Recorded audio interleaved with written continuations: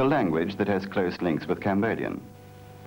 The Ho tribe has 500,000 members, whose ancestors were the only occupants of northern India long before the arrival of the Indo-Aryan people who now dominate the subcontinent with their Hindu culture. For centuries, the Ho were known as clearers of the forest, as a simple people whose land was often taken by the more sophisticated Indian peasants.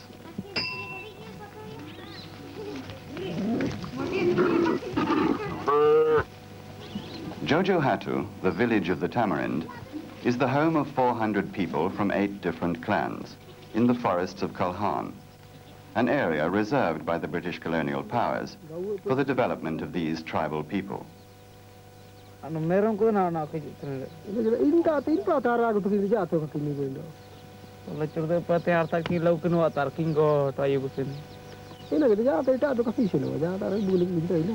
goats still haven't been let out. No, but the cattle have been taken to the Hota to graze. Today you must go with the little woman to collect some roots to eat tonight. Yes, there are good ones where the elephants were sleeping last week.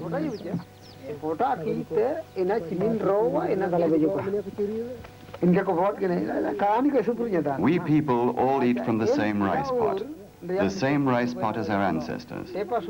We have come from a single stomach, from our mother who was brought from another village to cook our rice and draw our water.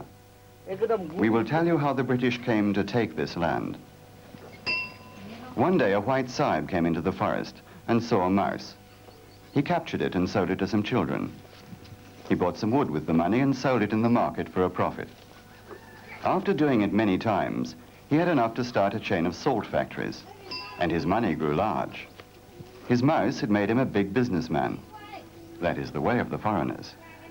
With the help of us Ho, the Sahib mined the heavy stone on the hilltops, and using fire he made it into metal. His money grew even bigger, so that the Sahib's great king, Pancham George, came to see this land. He taught us how to rule and made my great-grandfather paramount headman of this forest area. He taught us so well that we became powerful and threw the British out. The pupils became the teachers.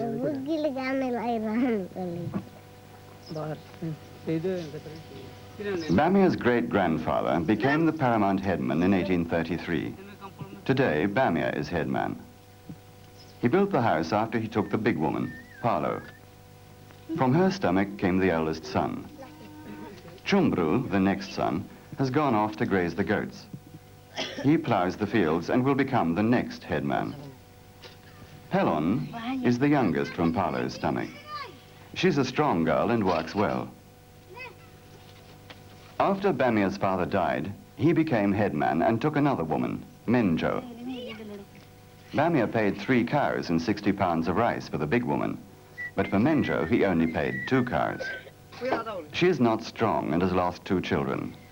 But Gurbari is a good daughter who works hard.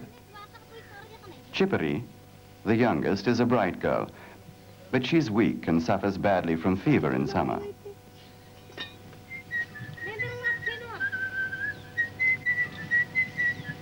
The big woman and her children live in the right-hand door, leading to the inner room where the rice is stored beside the sacred cooking hearth, the place of the rice pot where their ancestral spirits live. The little woman and her 2 daughters live in the left-hand door.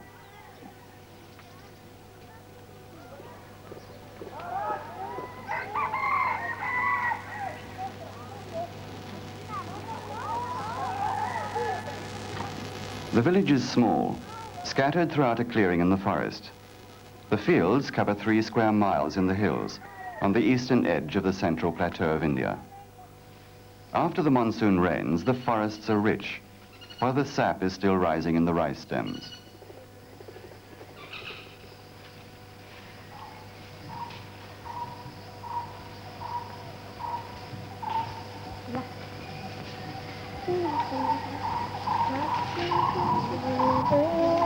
Chumbru, Chipari, the orphan girl who is living with them, Pelon, and the little woman go to the forest.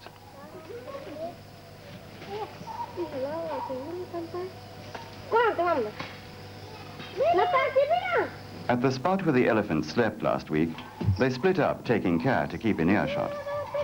Although there are few tigers left, the danger is still real enough. There are snakes, and recently an old man had the skin of his forehead removed by a bear.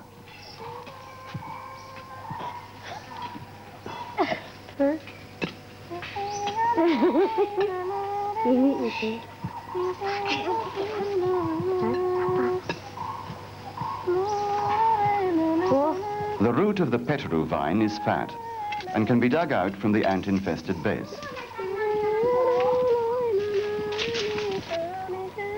The little woman tells Chippery to go off and collect the cloven leaves of the rung creeper. Folded double, they make waterproof membranes, plates, cups, baskets, and raincoats.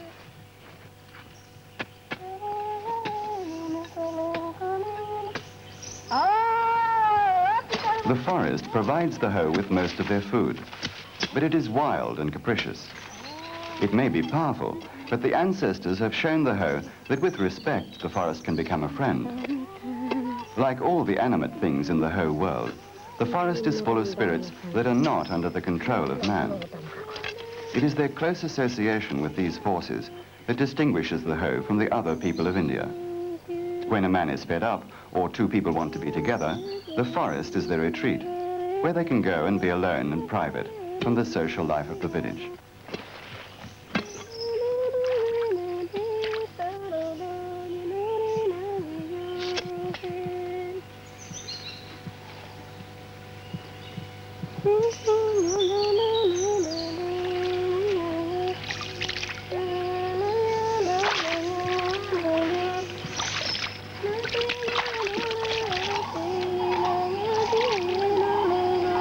Without rice, it is said, a man's gut will remain hollow, and many of their festivals are based on the growth of the rice crop. But in a good year, farming will only fill the valley for 5 months. For the rest, they depend on the forest. It is a cushion against hunger that those on the plains of India do not have. The family now has food for 2 days.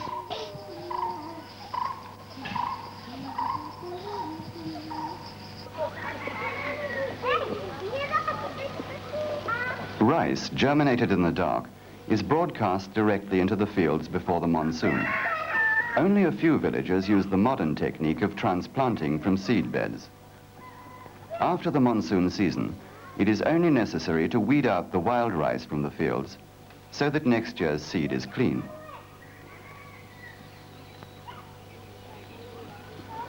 Bamia's 2 large irrigated fields will be harvested by the whole family.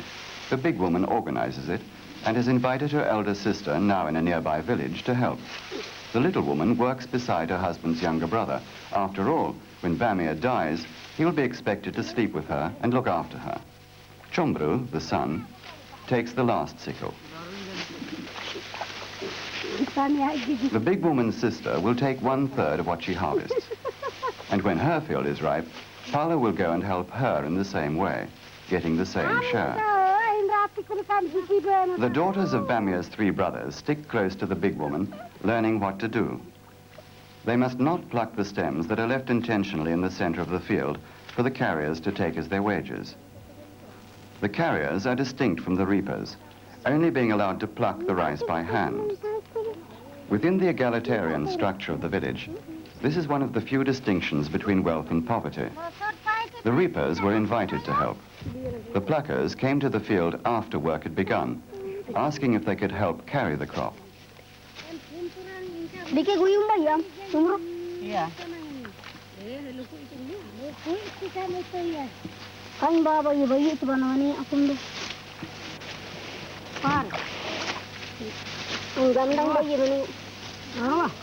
The land, which was cleared by the ancestors, belongs to the whole lineage. Each household head inherits an equal share from his father to cultivate. He may give it as security for a fixed period to get a loan, but his lineage kin will forbid its sale. The land is the only security of the lineage group, its most stable asset, which besides providing a crop, can be mortgaged out to buy cattle or help in the expense of marriage or funeral rites. The villagers who work in the mines and have a regular wage often take a field for 3 years, giving the owner 110 pence.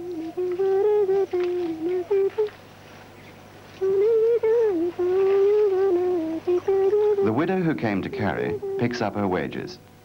Enough food for 2 small meals for her family. With no man in the family to plough, she has no harvest this year. She had to mortgage all her fields when her husband died.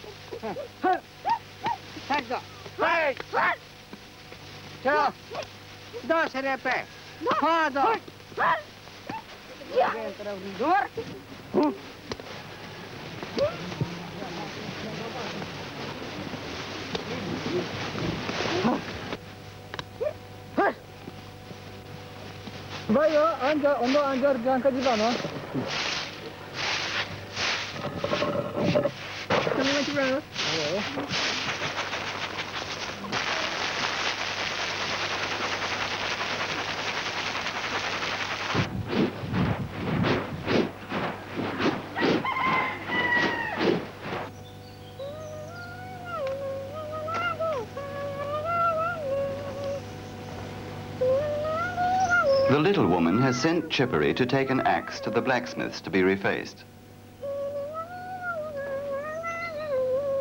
The steel that they use is scrap from the mines. The days when they smelted their own have passed with the growth of neighboring industries. The Ho are a tribal rather than a caste society, yet there are service castes in most Ho villages. They have been allowed to settle with the Ho to perform tasks that are not indigenous to a people who were formerly hunters and gatherers. Tasks such as potting, ironwork, cattle herding, weaving, and basket making. The blacksmith is paid yearly after the harvest, immediately before the festival of new contracts. He claims his commission from each house. This is 10 measures of unhusked rice for every plough that the family owns. Since most families have 2 or 4 plough cattle, he gets about 17 pounds of rice from each of the 93 households. This gives him a greater degree of security than most of the villagers have. However, for the last 2 years, they have been unable to pay him in full due to the bad harvests.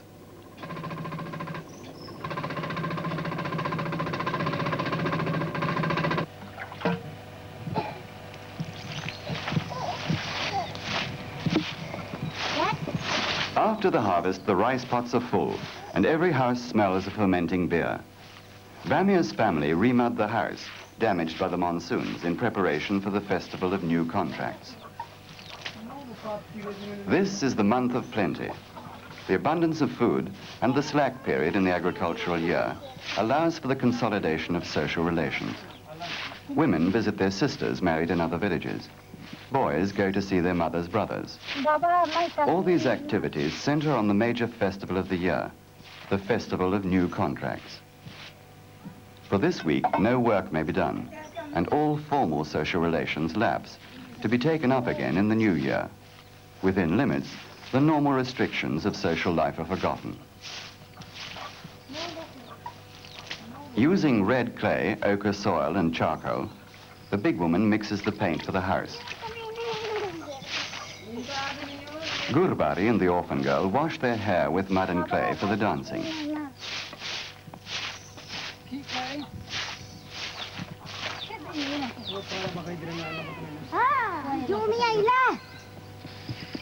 Chumbru has gone dancing in the neighboring villages, which carefully stagger their dates so that there are continuous festivities for 2 months or so.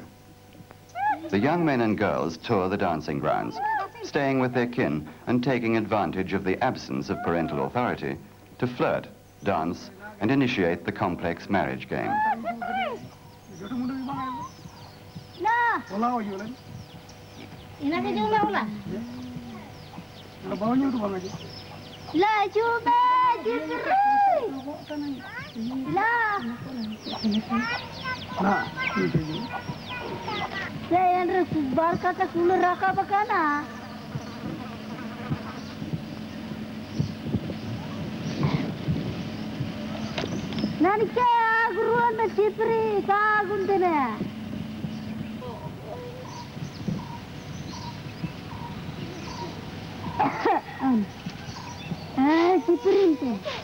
10 men go a-hunting.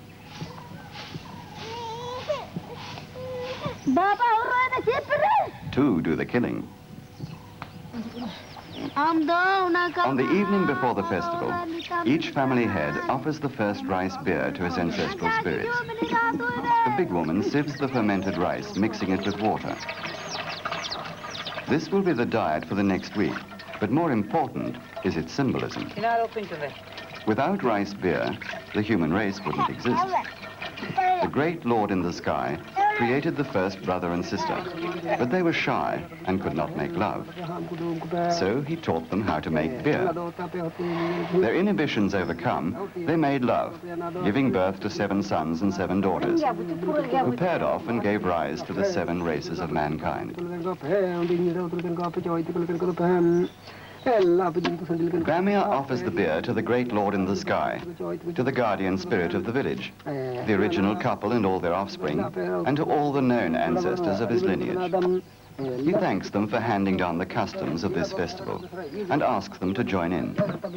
He begs forgiveness and asks for their help and protection against snake bites, tiger attacks, fevers, headaches, and stomach sickness.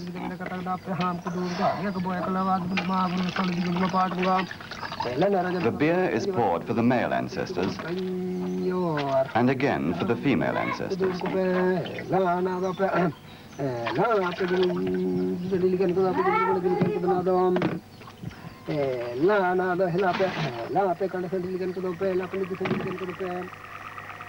The next day, the festival gains momentum with an orgy of verbal abuse. Normally, foul language is forbidden, especially by women in front of the men. But for this week, all such inhibitions are dropped, and the women let fly a drunken torrent of obscenity.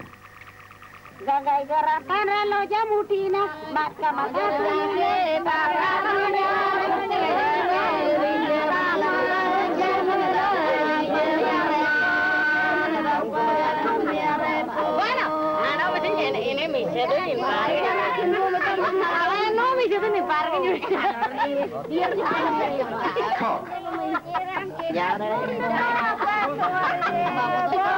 Big fanny. Greedy prick.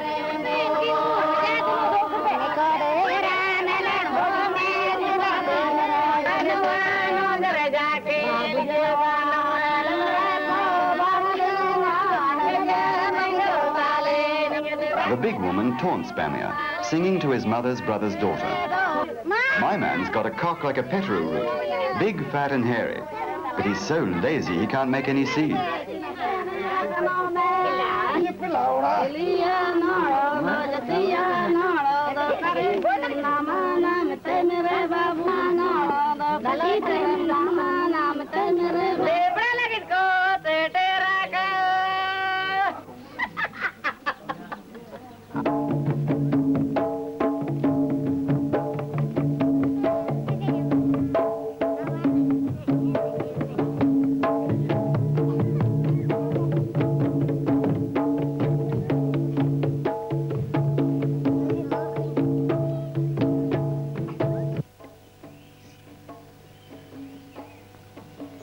The dancing continues non-stop for 4 days, reaching its peak at night, when girls arrive from other villages with parties of boys. The girls entice the shy young men into the line, and many couples get paired off. Although they say that a single intercourse cannot give rise to conception, sex with a girl means that she is yours, and there is no distinction made between her being your woman and a wife. Many runaway marriages are planned, though only a few succeed, but it prompts the parents into making arrangements for marriage.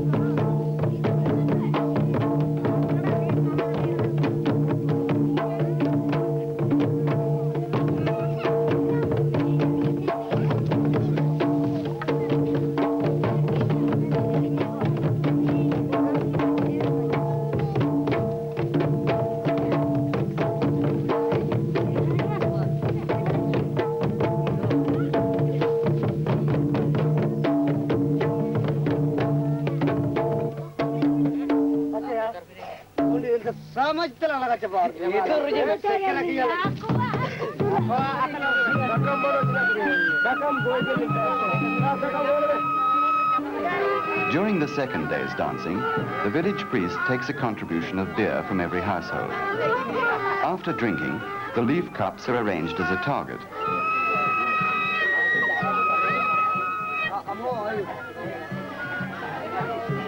First, the priest's woman shoots. Women are forbidden to touch the bow and arrow, which brings bad luck and breaks all contracts with the hunting spirits. After asking the spirits to favor their hunts, the men take shots. A hit then seals the contract.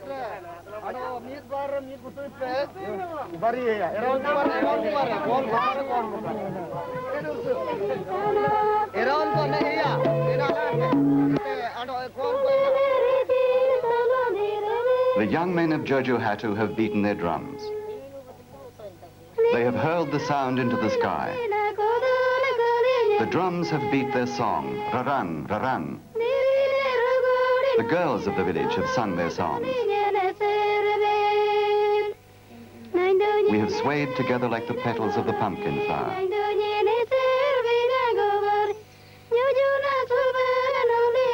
Across the river, a boy herded his father's buffalo. He held a stick as he played on his flute, and he stared at me hard from far away. He made me shy, and I took to my heels. Then one day I put my arm on his shoulder, and we danced from dawn to sunset, right through the night, right up to my father's house. He held my hand. He held me tight till we came back home.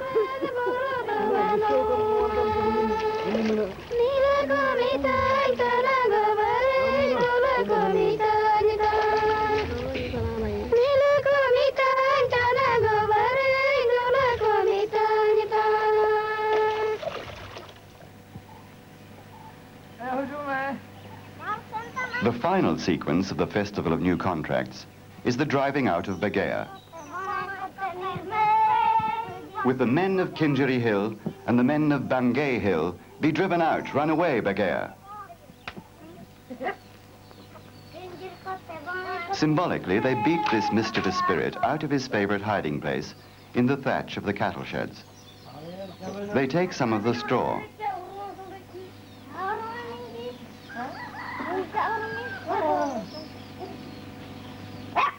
And from each house, they collect a little grain from the storage bundles. Another favorite hiding place of Bagheya. Bagheya is one of the pantheon of spirits that live in and around the village. The majority of them cause little harm, but Bagheya is uniquely spiteful, leaving stones on the path to stub people's toes, and loosening axe heads so that they fly off. And at worst, he leads the cattle astray so that leopards attack them. To prevent this, the Ho drive Bagheya out once every year and take him across the village's religious boundary, sealing it off against his return, as he is the one spirit over whom there is no control.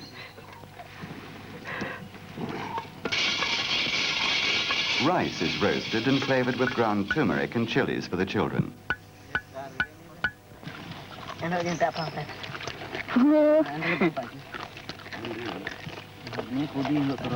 A small hut is built of the thatching straw, the house of Bagheya. Jintu, the old village priest, comes to do the ritual. Chanting to the spirits, he offers some rice on the horn of a forest bison, the only sound that scares Bagheya.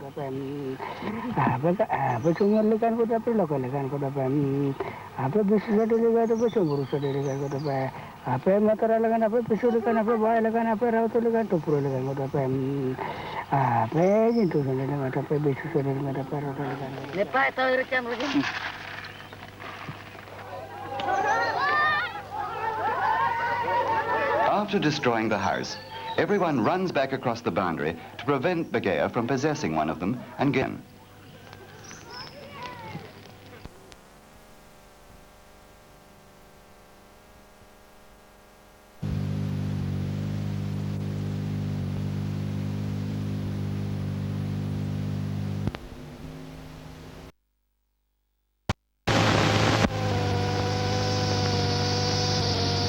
After the harvest is the convenient period for the final stage of marriage, when the girl is taken away by her new kin.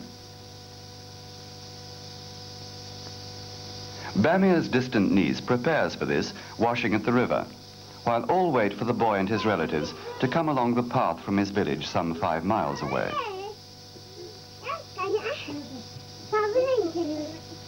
In a sense, the Ho do not marry. They take a woman. This can be a simple runaway marriage or a complex series of negotiations between the parents, which can take 3 years. It involves a man's family making gifts of up to 3 cattle and 60 pounds of rice. If they want the girl particularly badly, she may even be captured. And it is possible, though rare, that if a girl wishes to live with a man, she can force him to marry her.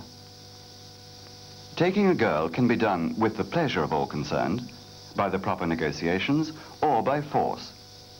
After a forced marriage, it may take many years for all concerned to be reconciled, and for full relations to be built up between the 2 groups of kinsmen. There are endless permutations whereby a man and woman can set up household together. The only rigid rules are that it is forbidden to marry inside the clan and outside the race or tribe. Girls are usually brought from other villages to be incorporated into the man's clan, and finally buried in his lineage graveyard with the people of his rice pot.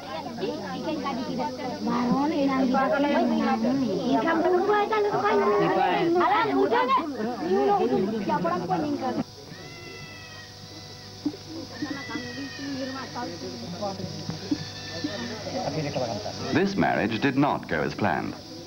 They had arranged the woman fetching day on the same day as the spring flower festival in the boy's village, and his kin refused to come.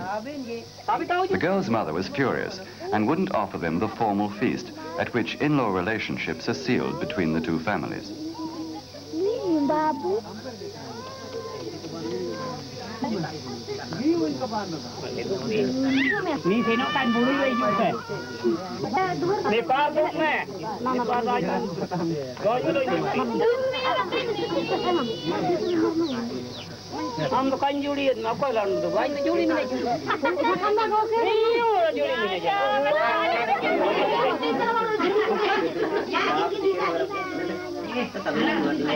The girl is looked after by her friends and sisters, while the boy keeps shyly in the background.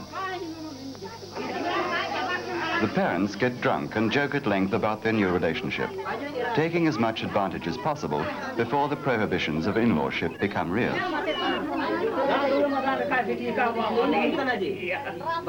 At the end of the day, the girl displays her bride price.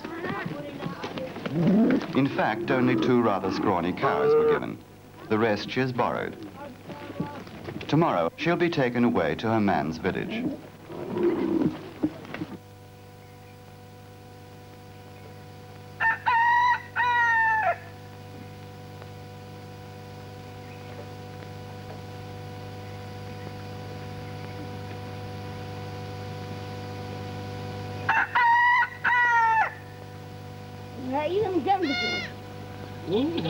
Finally, the girl has to leave her natal home, her parents and siblings with whom she's been brought up, the familiarities of her village and all its spirits, to go to a strange new village.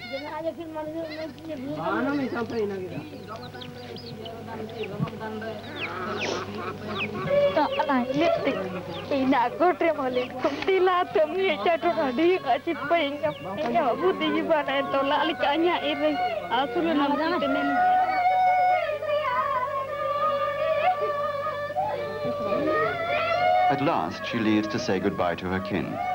Many times in the next months, she will run home, and each time he will have to entice her back before she settles down.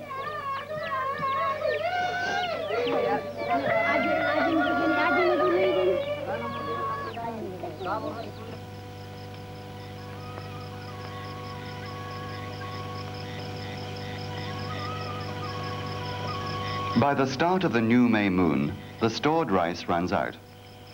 The cattle have finished the straw and wander in search of fodder. A few families have irrigated fields beside the river that will provide a week's worth of rice. But with most fields empty, the cattle are allowed to wander, and the children cool off in the river.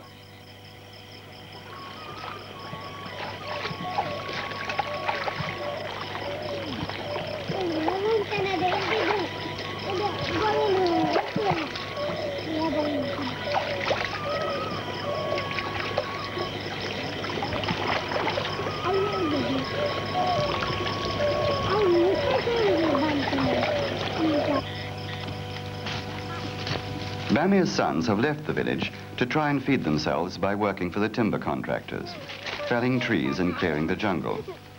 They will get their wages in rice and perhaps bring some back for the family at festival times. But for the family, the agricultural year is over, and for 2 months, with a temperature in the 120s, they live on the matcum flower. It is collected from the forest and from trees that have been left standing in the village. Every morning, Chippery, her mother, and the orphan girl visit the trees that grow near their upland fields on the other side of the village, a good mile from their house.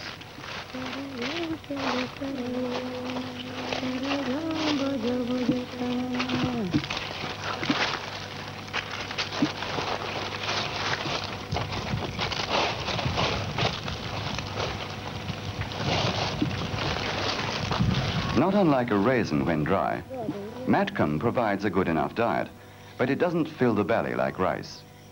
So the women take it to the market in the mining towns in the neighboring valley, where it is exchanged in equal shares for rice. The matcum is then brewed and distilled into a country liquor that is drunk by the mine workers.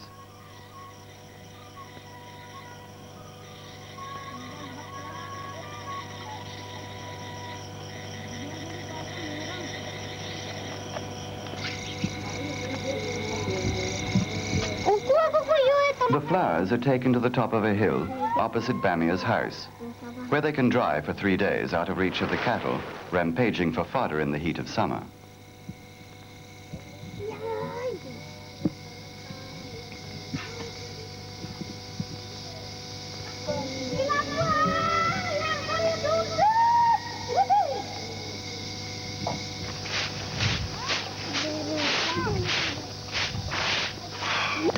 When dry, the flowers are threshed and winnowed in order to separate the fleshy petals from the stamens.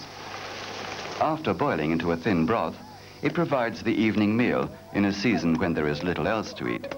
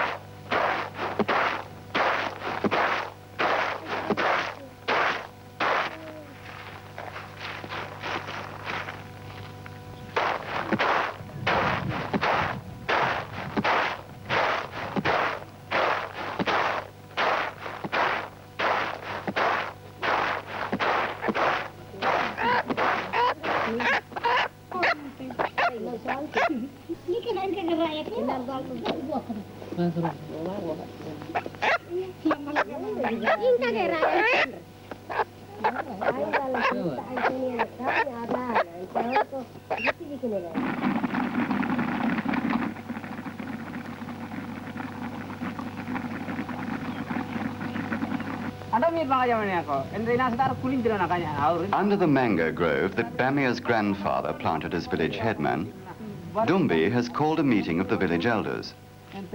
It is believed that Maranki stole one of his goats yesterday afternoon.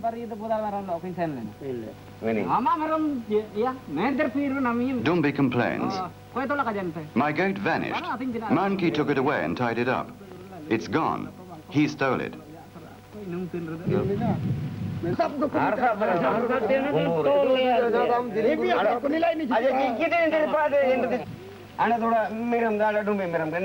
After tying the goat up, Maranki freed it and took it to Dumbi's field.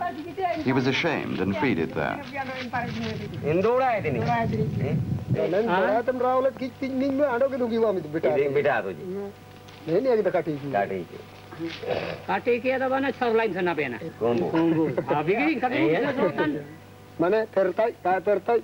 That is bad work, the work of an ashamed thief.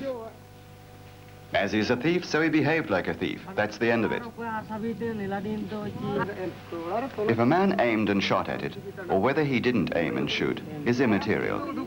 But if he aimed and shot it, then it must die.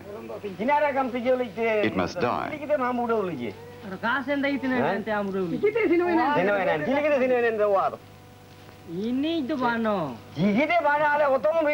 You crept round behind the houses with the goat, as if to hide something. No, I didn't.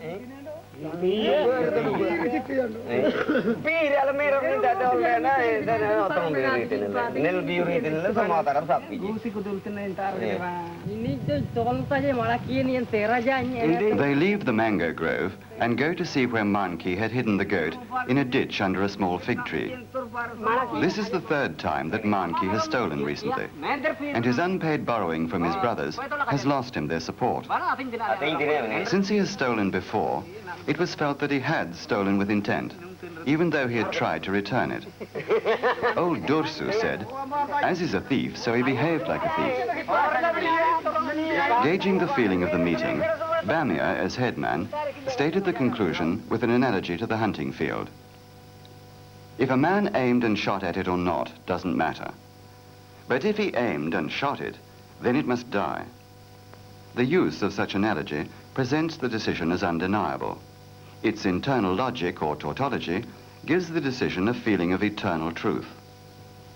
What Bamia has said is that it is no use discussing whether he intended to steal the goat or not, but that as the goat was stolen, then it was an act of theft.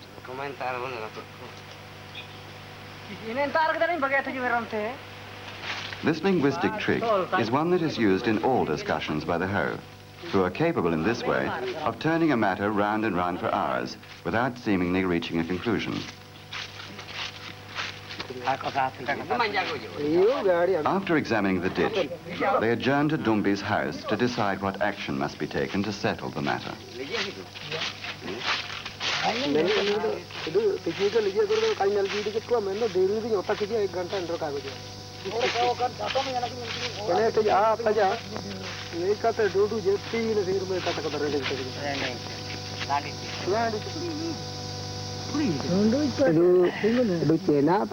Maranki's wife and daughter watch from the sidelines.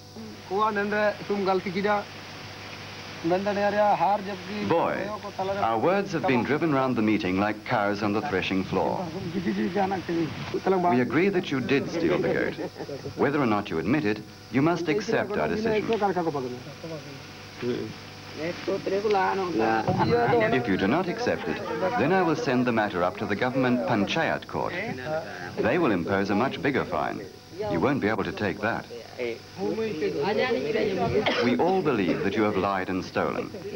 The government court would take 200 or 300 rupees, but we will take a goat, 1 chicken, and 10 rupees of beer for the meeting. This is not to give you trouble, but to teach you.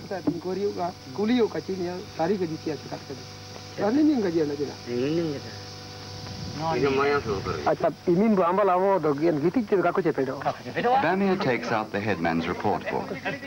It does not matter that he can't read it, but it is important in symbolizing the authority granted him by the government. He has given Maranki until the crickets stop singing to produce the offering for the meeting.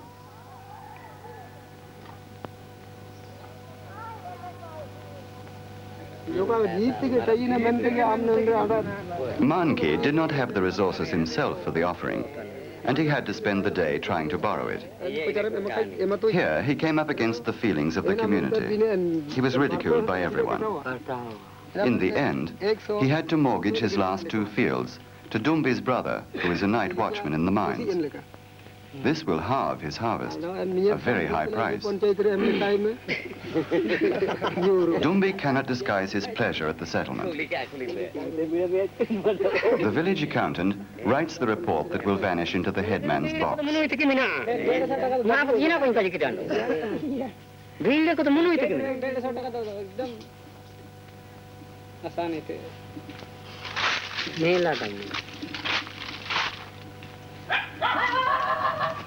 Manki agrees to the record, promising not to steal again. The main function of the offering is to pay the elders and to reconcile the plaintiff and defendant. After dark, when the small feast was prepared, all ate together in a feeling of newfound unity. But Manki had mortgaged his fields and had to leave his house beside his brother and move to the edge of the forest.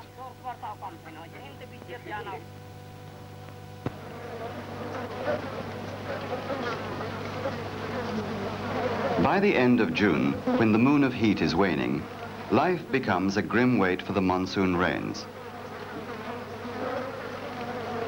For those without wage labor, the only food is the unripe mango and the jackfruit that grows on trees planted round the houses.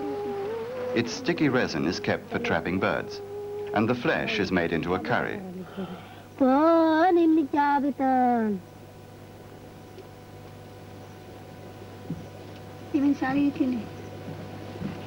The breath of life given by the great Lord in the sky weakens and the body grows thin. Malaria, the hot and cold fever, begins its debilitating cycle of relapses.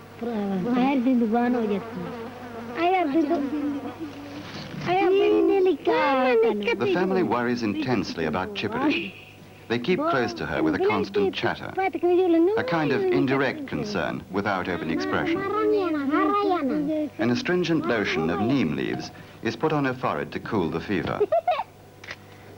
And Bamia is persuaded to consult the teacher spirit, his ally or guardian in the spirit world.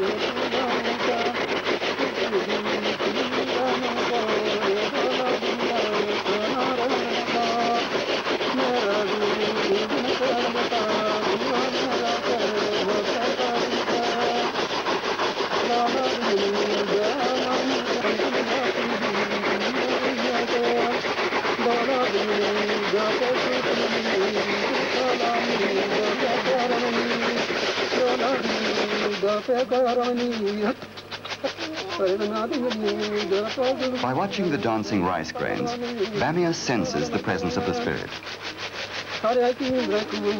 He finds out that the mistake lies with the little woman. She has a light heart, the shadow of a barking deer. Maybe she's able to laugh off her troubles, but she lacks respect for the ancestors and the spirits, and Chippity has suffered.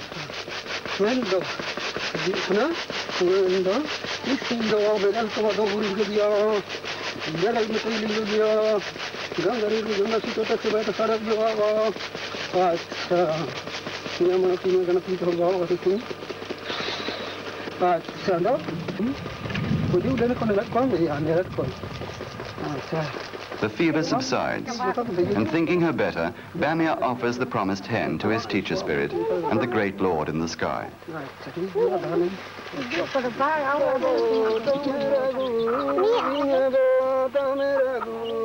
He lights incense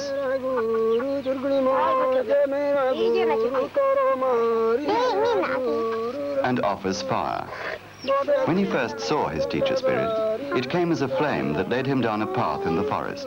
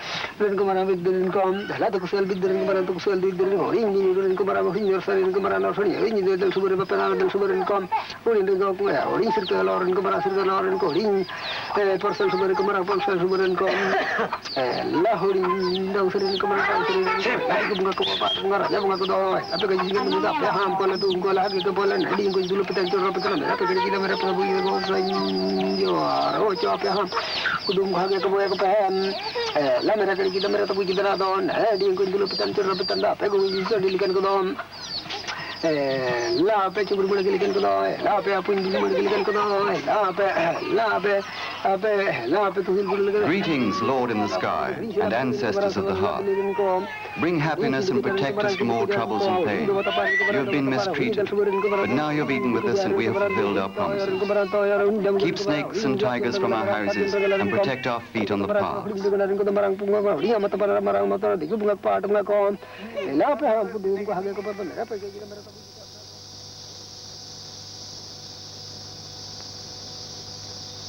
The summer gets even hotter, and even the dogs stop hunting and lie with their legs open. The hot winds and the food shortage increase the summer fevers. Jugani Ira, the old woman that lives in the rubbish tips, must leave the village. She is the spirit who brings the illness of the air, the epidemics of summer. You can see her dancing with pleasure when little whirlwinds of dust and dirt spin round the village. The children are organized to collect all the rubbish. People from every household make their way to the religious boundary with a token of rubbish from their courtyards. At the village boundary, all the rubbish is dumped under an old fig tree.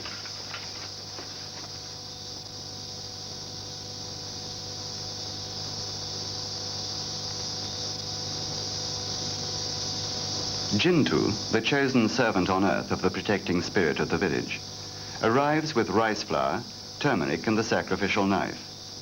He knows the chants. Old Jintu, who is 59 and not expecting to live long, is teaching the rituals to his nephew, who prepares the altar with cow dung.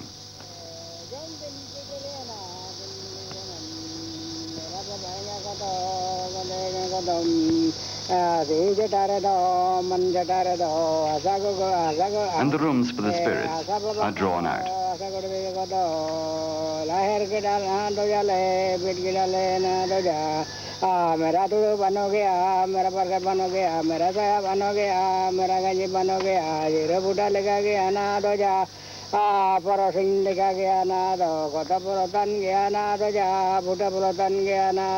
Now, here today, Lord in the sky, we offer you a white hen. Please take it and share it with your servants, the spirit of the deep waters, the small springs and the big springs. The open fields, the closed fields, the thick forest and the silent forest, the uplands and the lowlands, the logs that lie in the uplands and the logs that lie in the lowlands. And you who are dead, our grandfathers, uncles and brethren of the village, who live together and sit with the guardian spirit of the village, help us to drive that old woman Jugani out. Plead with her to leave us and go where she belongs, in the land of the cats where the Hindus and the foreigners prowl. We offer you this meat so that you can eat it and be happy. As you look after us, we will look after you. Being powerful over all, you do not need to eat. Then share it with your servants who are hungry.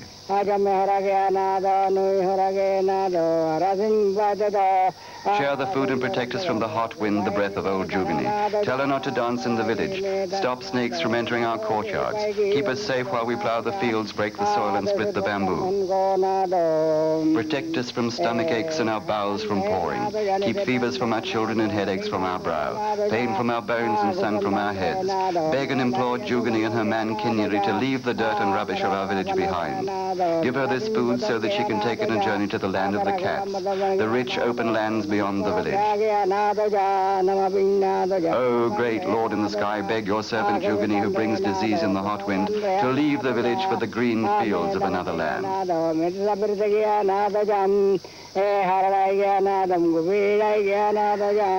After killing a white hen for the Lord in the sky, and leaving the head in the room for him and his 4 consorts, and many black ones for Jugani, and leaving a chick for Jugani to take on her travels, the last red hen is killed for the village guardian.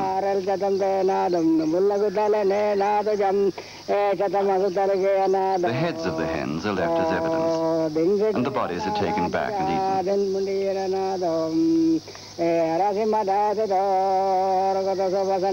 Greetings, our Lord and Creator who lives in the heavens, and rises pure white and sets rich gold, and has a body of rock and arms thick as trees, who has lived before we lived. Even if you do not want our offering, we have to give it to you. Please accept it. You who live in the small trees and the big trees, in the small hills and the big hills, the silent woods and the living woods, the east and the west, greetings. But despite the departure of Jugani era, Jintu wasted away in the heat of summer, and his flesh died after the next full moon. His body was burnt, and the clan graveyard beneath the tamarind trees prepared to take his ashes, beside his ancestors, those of his rice pot.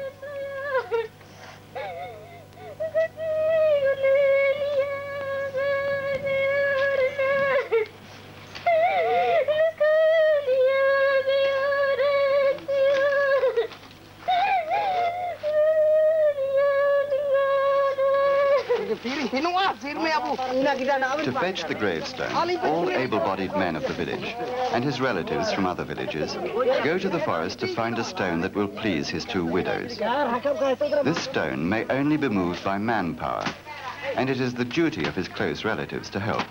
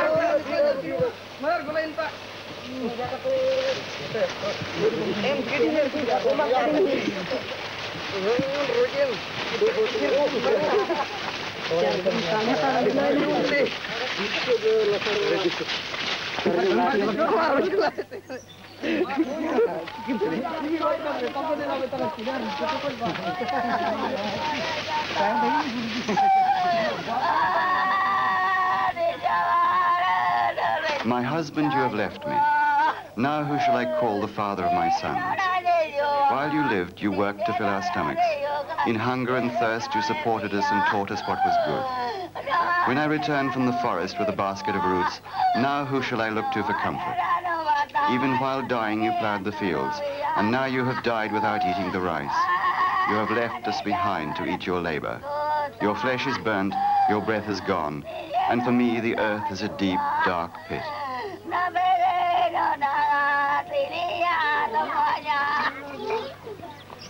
Turmeric is ground for all to wash in as a purification after the burial. A new pot, specially bought, in which the charred bones will be interred, is then prepared by Jintu's 2 widows.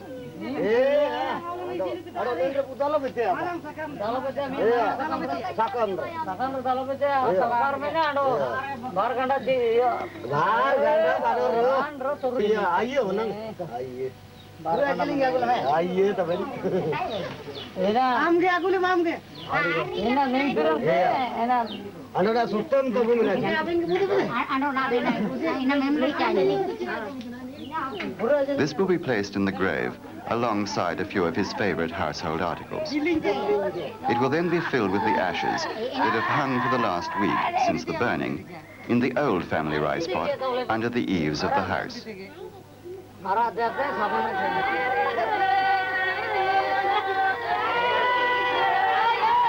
They take the ashes down and leave for the graveyard.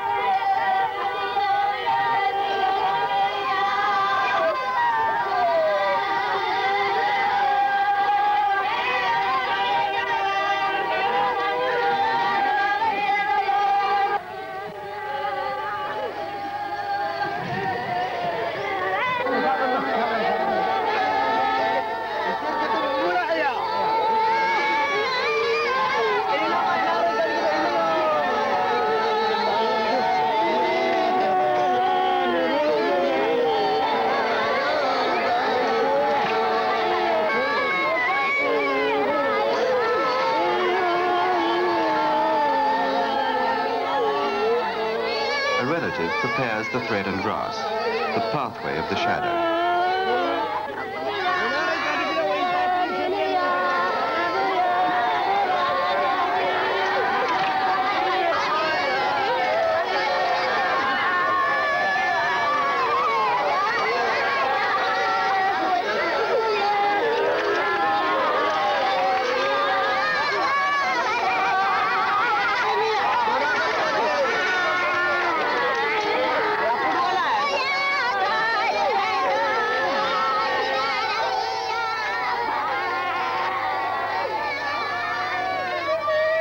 The Ho believe that a man consists of three elements: the shadow, the flesh, and the spirit. At death, the Lord in the sky takes back the breath, and the flesh returns to the earth. But the shadow, that part of Jintu that developed over his life and made up his character, the person that everybody knew and which cannot face the death of the body, will later have to be enticed up the thread into the air and led back to the cooking hearth, riding like the Lord in the sky on a horse, where it will rest with the other shadows of his ancestors in the new rice pot, the pot that can only be touched by a hoe.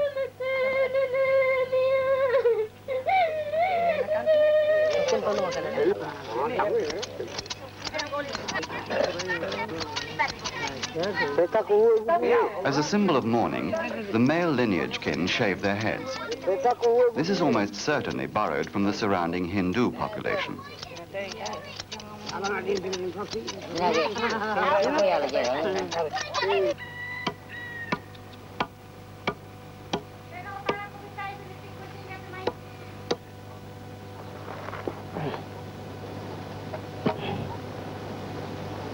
Yearly, Bamia makes a new plough to break the hard soil before the monsoon, so that the rain can soak in for sowing. The plough and all that concerns it are strictly male preserves. They don't miss any subtleties in the sexual symbolism of the point that thrusts into the soil to give it fertility. To be a well-ploughed girl does no good to your bride price. It is forbidden for any woman to touch the point. The plough left in the pigsty is done to make the soil more fertile.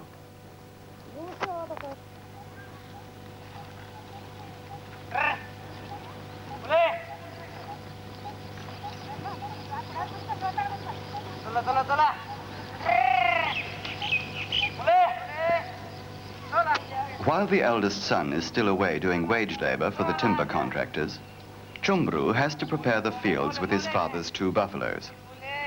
To have buffaloes is a sign of great wealth, and although Bamia can hardly afford it, he felt that it was necessary to mortgage 3 fields, as he is headman, and his father had been the only man in the neighborhood to have 3 yokes of buffalo.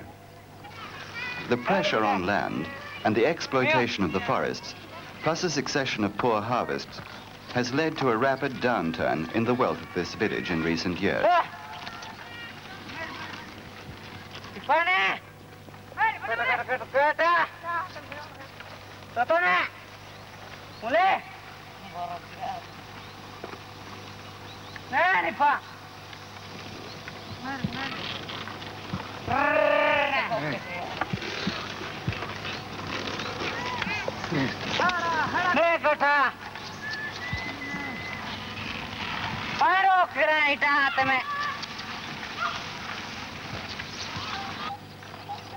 When the Ho first settled in this area 500 years ago, the headmen became representatives of the court of the Hindu kings, who became the tax collectors under the British Empire.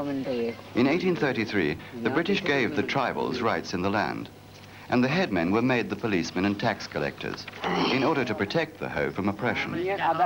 After independence, the Indian government reorganized the administration, necessitating complicated receipts.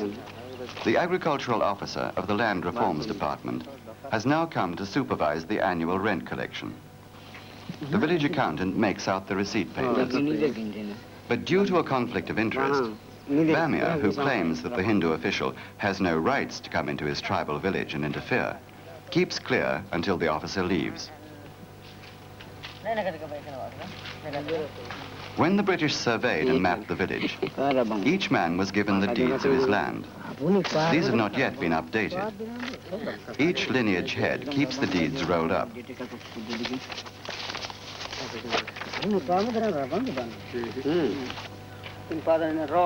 When the rent has to be paid, each lineage must get together and decide how to share out the payment. Jharkand, the eldest member of his lineage, arrives at the meeting with his brothers and sons, who now run separate households since their marriages. The widow of one of the brothers also comes, as she holds the land in lieu of her children. But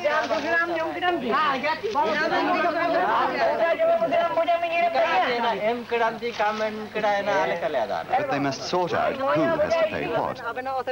Jharkand leads the discussion. We are 8 people, that is 1 rupee each. But I've given 2 already. What do you mean, keep quiet? It doesn't matter if you've given 3. But it is written 1. But then give him some change. We are all elder and younger brothers. Remember that. All prepared, Jharkand goes to hand in his rent.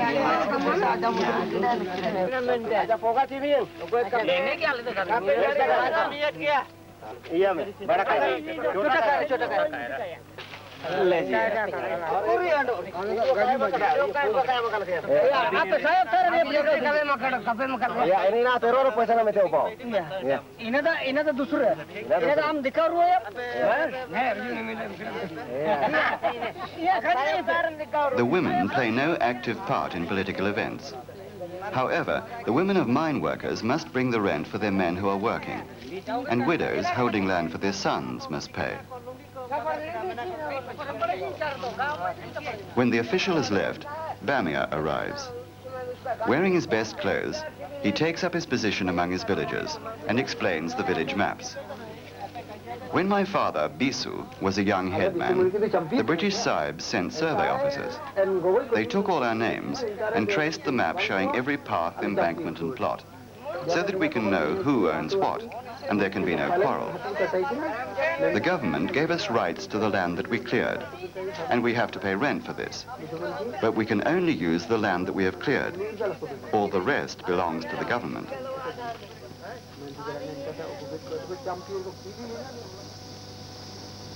In 1901, Kelso Sahib came from Scotland to open an iron ore mine in the hills. In those early days, every villager did casual labor there. They earned about £2 a month.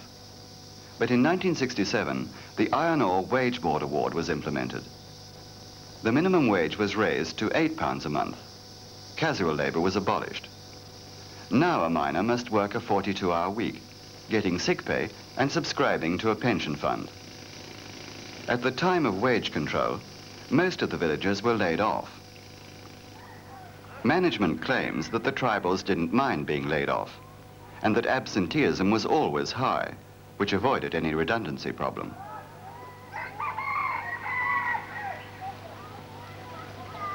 Bamia's cousin is one of the 9 men from Jojo Hatu that daily climbed the 1,200 feet up to the quarry.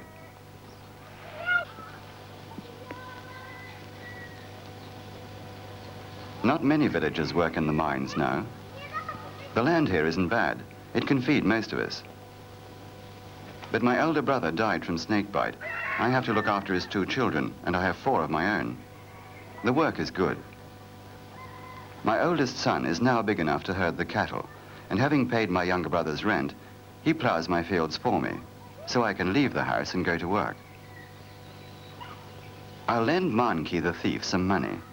Then I can mortgage his good field. He needs cash. My wife must take another pot of beer to her sister's new man to help pay for their house. It's good to have money to help my woman's sister. Her first man died. It's good if people can live together. Then if there is pain, there's also sympathy and comfort.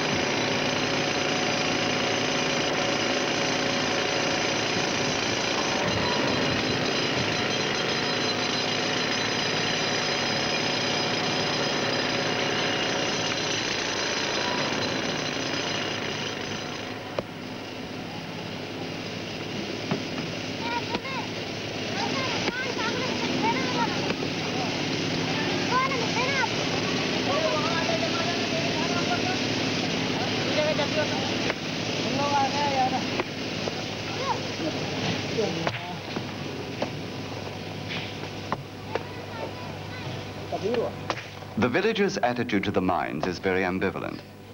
If they can get work there, it gives them security, though they are aware that it's exhausting and taxes the breath of life.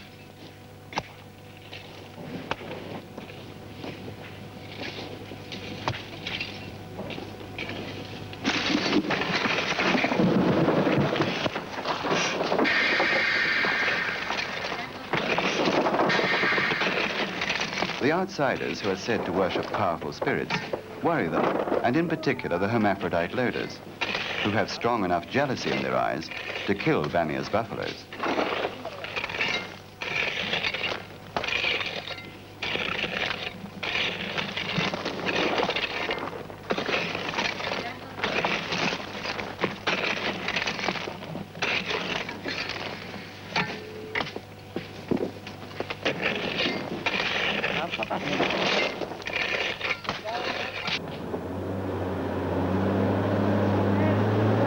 But the mining town and its marketplace have a great air of excitement and brilliance, with people wearing sparkling clothes.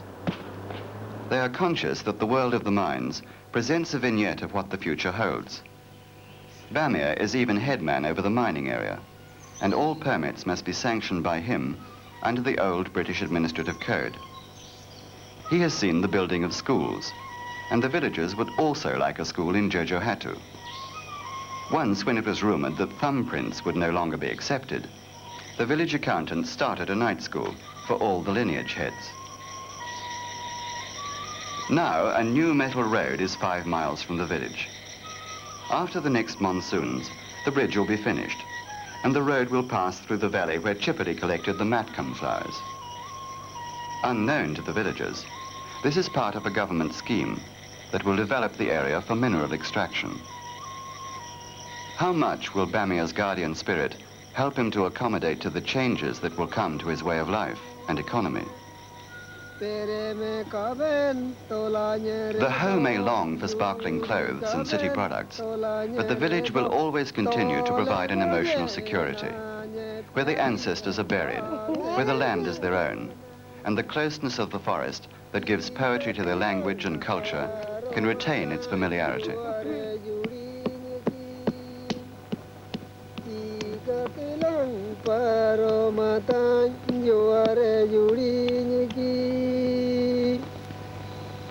Sirma suba sangile kete hatu bonga juare kete baria jibon miade kete dolange seno sabar.